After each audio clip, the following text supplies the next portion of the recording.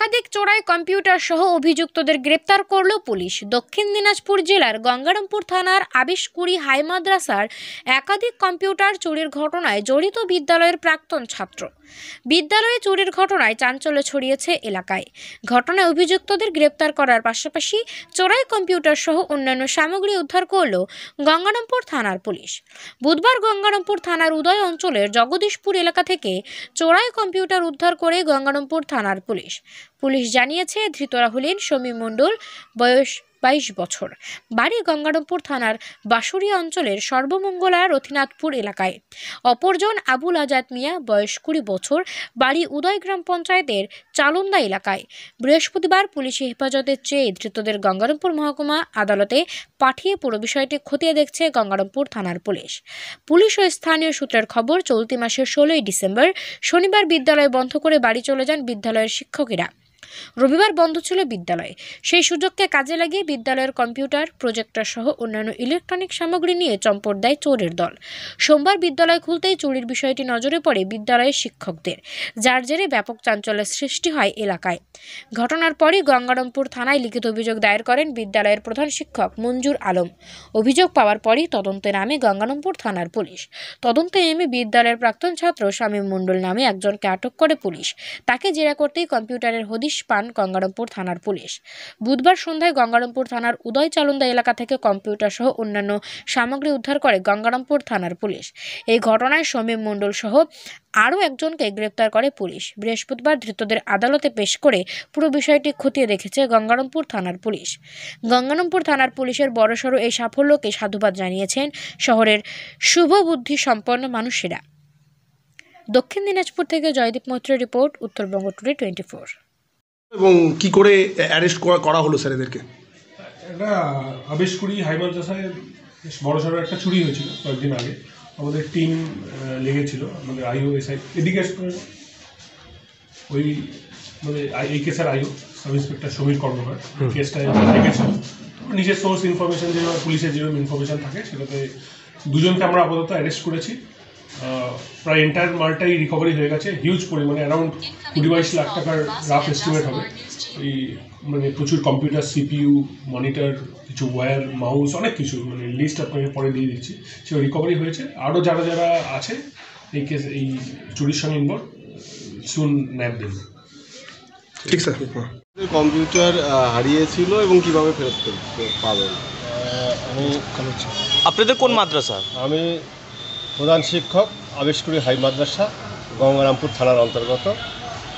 আমাদের মাদ্রাসায় আমি লাস্ট যখন গেলাম শনিবার 4:30টায় বন্ধ করে আসি। এমতো অবস্থায় সোমবারে আমি 10টায় গিয়ে যখন দেখলাম, অর্থাৎ সোমবার হচ্ছে 18/12/2023, 10টায় যখন গিয়ে দেখলাম, তখন দেখলাম যে আমাদের গেটের সামনের একটা ছোট গেট আছে, সেই গেটের তালাটা সমেত নেই, প্লাস ওখানে যে হুকটা লাগানো আছে হুকটা ভাঙা আছে।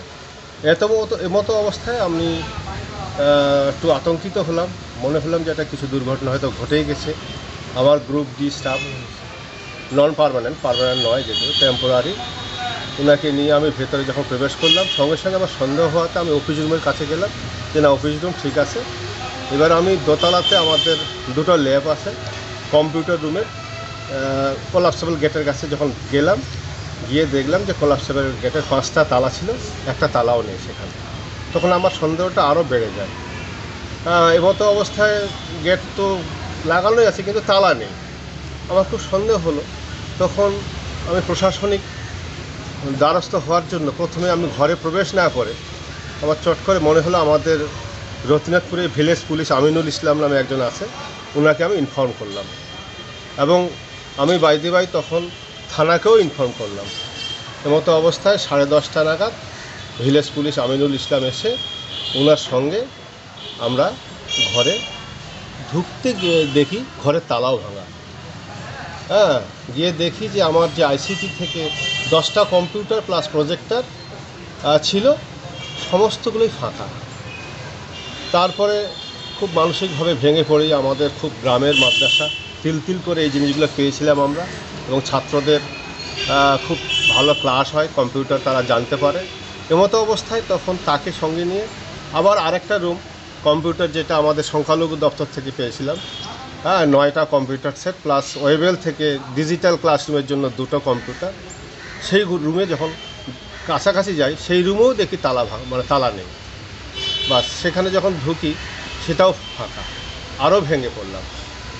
2টো রুম দিকে শুধু তালা ভাঙা বা কম্পিউটার নেই, সেখানে গিয়ে দেখলাম যে আপনার ওই কিছু চেয়ারও নেই, হ্যাঁ আরও কিছু জিনিসপত্র ছিল সেগুলোও নেই, ইভেন একটা তার পর্যন্ত নেই। মানে এমন এরপরে তো পুলিশে অভিযোগ হ্যাঁ, এরপরে পুলিশ আজকে উদ্ধার করেছে কালকে। হ্যাঁ হ্যাঁ হ্যাঁ।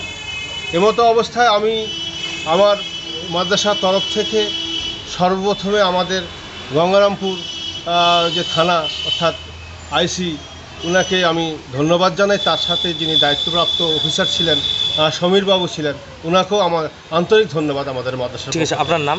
আমার নাম মঞ্জুর আলম। একটা বিষয় সেটা হচ্ছে যে এই চুরির ঘটনার সাথে আপনাদের বিদ্যালয়ের প্রাক্তন ছাত্র যুক্ত, এই বিষয়টা কিভাবে দেখছেন আপনি? এই বিষয়টা আমি প্রথমে সত্যি কথা বলতে আমি বাইদি জানলাম, বা এখনও পর্যন্ত তাদের দেখা হয়নি, কিন্তু আমি যখন জানলাম যে আমাদের কিছু ছাত্র 2-1জন প্রাক্তন এবং বর্তমান ছাত্র জড়িত আছে, আমার মাথায় আরও আকাশ ভেঙে পড়লো।